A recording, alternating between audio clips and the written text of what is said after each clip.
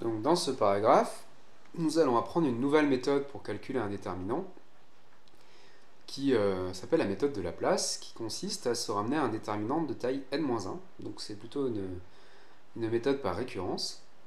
Et dans certains cas, elle peut s'avérer beaucoup plus efficace que la méthode de l'algorithme de Gauss. Alors ça s'appelle aussi méthode de Laplace et développement par rapport à une ligne ou par rapport à une colonne. Donc on se donne A, une matrice carrée quelconque, on prend deux indices I et J, on va définir ce qu'on appelle le mineur d'indice IJ.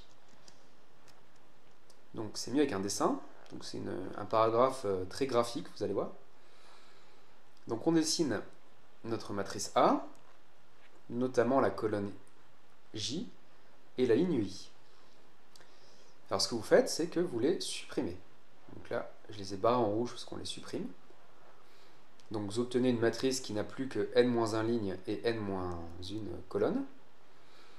Et le déterminant de cette matrice, vous appelez ça delta IJ, ça s'appelle le mineur de A d'indice IJ. Donc si vous avez n lignes et n colonnes, vous avez n carré mineur, puisqu'il y a n choix de la ligne et n choix de la colonne. Alors avant de donner la formule, on va donner un petit lemme. C'est le cas où la dernière ligne, il n'y a que des zéros, puis il y a un 1. Eh bien, calculer le déterminant de cette matrice, ça revient à calculer le déterminant de la sous-matrice qui est ici. Donc en gros, quand la dernière ligne est composée uniquement de 0 puis un 1, vous pouvez barrer comme ça, et vous calculez un déterminant plus petit. Alors ici, oui, je vous ai donné un exemple de mineur. Si vous faites delta 2, 3, vous barrez la deuxième ligne et la troisième colonne. Donc il vous reste 1, 2, 3, 1. Et donc c'est un déterminant d'ordre 2. Vous faites 1 moins 6, ça fait moins 5. Alors notre lemme. Donc vous fixez une matrice A quelconque. Et donc vous appelez F l'application qui est définie sur les matrices carrées de taille n-1.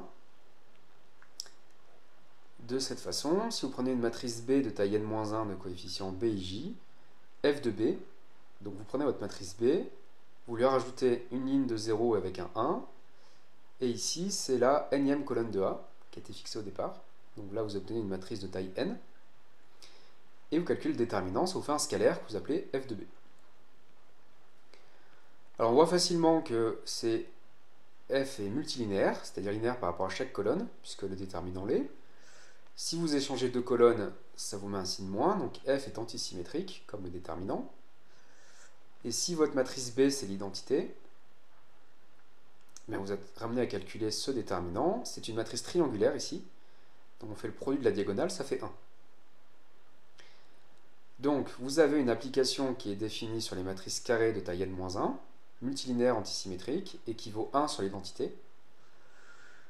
Par unicité, F, c'est l'application déterminant d'ordre n-1. C'est-à-dire que pour tout B, F de B, c'est déterminant de B. En particulier, si pour B, vous prenez la matrice A à laquelle vous avez enlevé la dernière ligne et la dernière colonne, vous obtenez le déterminant de cette matrice, et c'est la formule qu'on voulait démontrer.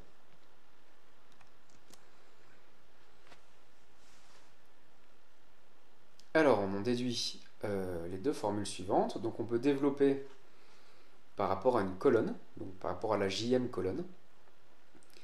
Donc le déterminant de A en développant par rapport à la jème colonne. Donc vous faites la somme.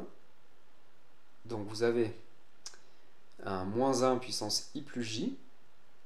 Vous faites la somme par rapport à I, donc vous faites le somme le long de chaque ligne. Donc sur la jème colonne, vous additionnez, vous faites des calculs sur tout ce qu'il y a sur votre colonne. Donc le signe est alterné à chaque fois. Vous prenez les coefficients de la jème colonne et vous les multipliez par les mineurs associés. Et par rapport à une ligne, vous faites la même chose. Donc cette fois, la somme porte sur J, c'est-à-dire le long de la ligne I, vous alternez les signes, vous prenez les coefficients et vous multipliez par les mineurs. Et donc là, on a des déterminants de taille n, et là, on a des déterminants de taille n-1. Donc c'est un calcul par récurrence. Alors voyons voir la preuve. Donc on prend A une matrice carrée d'ordre n, et là on va faire la preuve du théorème de développement par rapport à une colonne. Donc fixe J un indice de colonne. Donc on se donne ici la base canonique des matrices colonnes. Alors on remarque que la jm colonne de A, c'est A1JE1 plus A2JE2, jusqu'à ici ANJ, ENJ. Donc ça fait la somme des AIJ, EI. Alors par linéarité par rapport à la jm colonne, le déterminant de A, eh bien, à chaque fois, vous pouvez mettre donc AIJ en facteur, et vous avez le déterminant, où la IM colonne, vous la remplacez par EI. Donc on arrive là. Donc ici, le 1 est sur la JM colonne, et la IM ligne, parce que c'était EI. Alors, ce 1, vous le mettez tout en bas, donc vous échangez... on va le mettre d'abord tout à droite, pardon. Donc vous échangez la JM colonne avec la suivante, puis la suivante, puis la suivante, jusqu'à qu'il soit arrivé en dernière position. Donc là, on a fait des échanges de colonnes. On en a fait n-j, donc il faut multiplier par moins 1 puissance n-j. Donc on est ramené là. Donc ici, ce sont les colonnes de A sans la jm. Ensuite, le 1, vous allez le faire descendre en bas. Donc vous échangez la im ligne avec la suivante, puis avec la suivante, jusqu'à qu'il soit arrivé tout en bas. Donc là, vous allez changer n-i ligne, donc il faut faire moins 1 puissance n-i. Et donc en haut, vous avez A qui finalement est privé de sa IM ligne et de sa JM colonne. Et ici, vous avez la IM ligne de A. Alors attention, oui c'est ça. Le dernier coefficient c'est AIN, parce qu'ici il y a AIJ qui a disparu.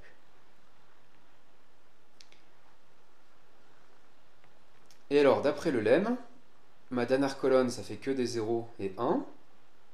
Donc on a vu que ce déterminant, c'est le déterminant de cette matrice, qu'on a appelé delta IJ. Alors, dans le lemme, ce n'était pas une colonne, c'était une ligne, mais on utilise que le déterminant d'une matrice est égal au déterminant de sa transposée. Et donc, on a démontré la formule de développement par rapport aux colonnes. Alors bon, bien sûr, on va voir que on a une façon visuelle d'utiliser ces formules, parce que là, elles sont un peu compliquées.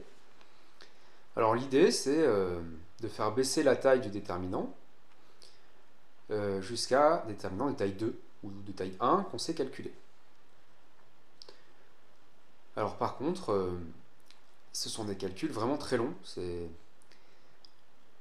On peut montrer, donc avec un calcul de complexité, donc que vous pourrez faire en mathsp, puisque ça utilise de la programmation récursive, que la complexité est en n factoriel, ce qui est vraiment la pire chose qu'on puisse faire. Donc pour un déterminant de taille 3, on va voir que ça se fait, mais pour un déterminant de taille 25, ce qui n'est pas du tout énorme, un ordinateur performant a besoin de plus de 50 000 ans pour effectuer ce calcul, donc ce n'est pas très raisonnable. Donc dans un ordinateur, on ne programme pas cette méthode, qui est en n factoriel, on programme plutôt la méthode de l'algorithme de Gauss. Vous avez vu en informatique qu'elle est en n cube, ce qui est quand même plus raisonnable. Alors voyons voir en pratique comment on fait. Donc on veut calculer le déterminant de cette matrice, on vous dit de choisir la dernière colonne. Bon voilà, cette matrice n'a rien de particulier, donc c'est juste pour faire un exemple. Alors l'idée c'est que les moins 1 puissance i plus j, une fois ils valent 1, une fois ils valent moins 1. En haut à gauche, c'est moins 1 puissance 1 plus 1, parce que c'est première ligne et première colonne. Donc on commence par un plus, et après les signes sont alternés. Donc on va faire comme ça, plus, moins, plus, moins, plus, moins, plus, moins, plus. Donc après on choisit donc la dernière colonne. Donc on écrit notre coefficient, donc 3.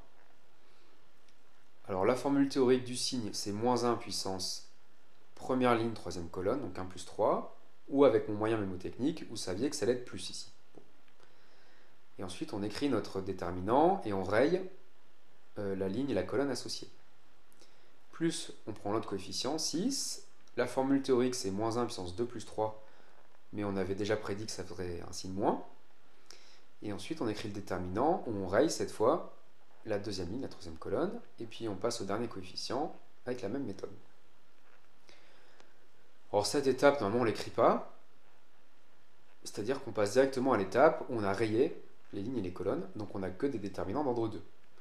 Là, c'était vraiment pour vous expliquer le processus. Donc là, il ne faut pas se tromper dans les signes. Et je suis ramené à des déterminants d'ordre 2, donc là, je sais les calculer. Et je trouve que le déterminant est nul, donc j'ai montré que cette matrice n'est pas inversible. On vous demande de refaire le calcul en développant par rapport à la deuxième ligne. Donc on fait pareil, là on écrit une ligne parce que c'est la première fois qu'on va essayer de ne pas écrire. Donc on obtient directement ceci. On calcule les déterminants d'ordre 2. Ah, ici il reste un trou. 9 moins 11, ça faisait... c'est 9 moins 21, ça fait moins 12. Et moins 12 fois 5, ça fait moins 60. Donc ici il y a moins 60, et on trouve 0.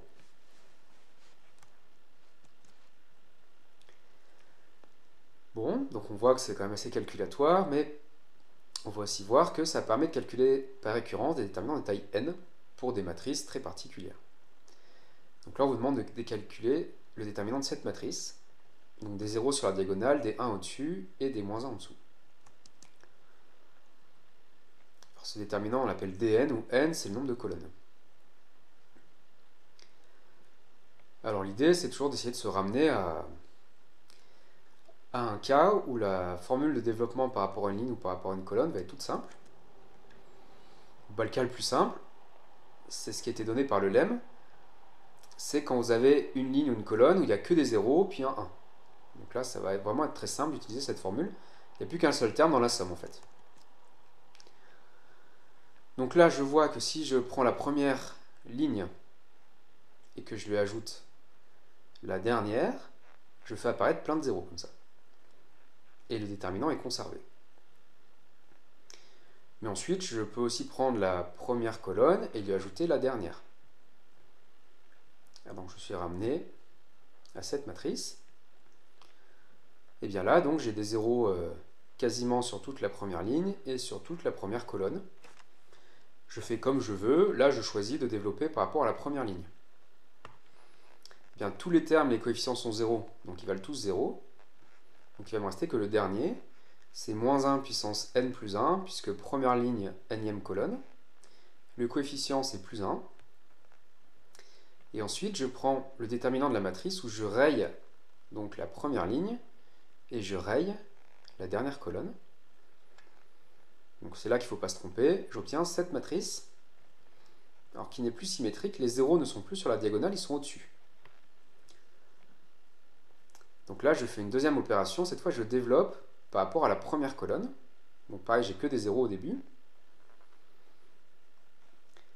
Et tout en bas, j'ai moins 1. Et le signe, alors là, il y avait un piège, c'est moins 1 puissance 1 plus n-1. Alors pourquoi 1? Parce que c'est la première colonne. Pourquoi n-1? Parce que c'est la dernière ligne. Et attention, j'avais une matrice de taille n, mais une fois que j'ai développé, c'est une matrice de taille n-1. Donc là, la dernière ligne, c'est la n-1e. Ensuite, le mineur, donc je raye la première colonne et la dernière ligne. Donc il me reste une matrice comme ça, avec des 0 sur la diagonale, des 1 au-dessus, des moins 1 en dessous, avec n-2 lignes et n-2 colonnes. Son déterminant, c'est ce que j'ai appelé dn-2. Donc, j'obtiens que dn est égal à dn-2, c'est-à-dire c'est une suite périodique de période 2. Alors, d1, quand j'ai qu'une seule colonne, j'ai une matrice avec qu'un seul coefficient qui vaut 0, donc le déterminant. Pour une matrice de taille 1, le déterminant c'est le coefficient, donc ça fait 0. Et D2, c'est le déterminant de cette matrice, ça fait 0 fois 0 moins 1 fois 1, ça fait 1. Donc j'ai D1 qui vaut 0, D2 qui vaut 1 par périodicité. Dn ça vaut 0 quand n est impair, et 1 si n est pair. Et si on veut une formule qui marche pour tout n, c'est 1 plus moins 1 puissance n sur 2. Donc là, on voit que je trouve une formule de récurrence, et à partir de ça, j'arrive à calculer la formule générale de dn. Donc cette formule de Laplace permet de faire des calculs par récurrence sur des matrices qui ont quand même une certaine symétrie. Alors, et dernière formule de ce chapitre, c'est que pour un déterminant de taille 3, donc j'ai vu que j'avais une formule pour un déterminant de taille 2, on va voir qu'on a aussi une formule pour un déterminant de taille 3, qui est la formule suivante, qui s'appelle la formule de Sarrus. Donc quand j'ai une matrice de taille 3 qui n'a aucune symétrie particulière, qui n'a pas forcément de 0, je peux utiliser bêtement cette formule. Ça donne très rapidement le résultat. Mais elle n'est pas vraiment au programme, et ce n'est pas la seule chose à apprendre, hein. Il faut bien sûr apprendre à calculer un déterminant, soit par les opérations élémentaires sur les lignes ou les colonnes, soit par la méthode de Laplace.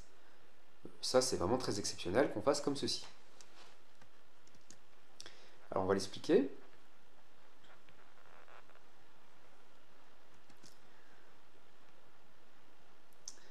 Dans une autre vidéo.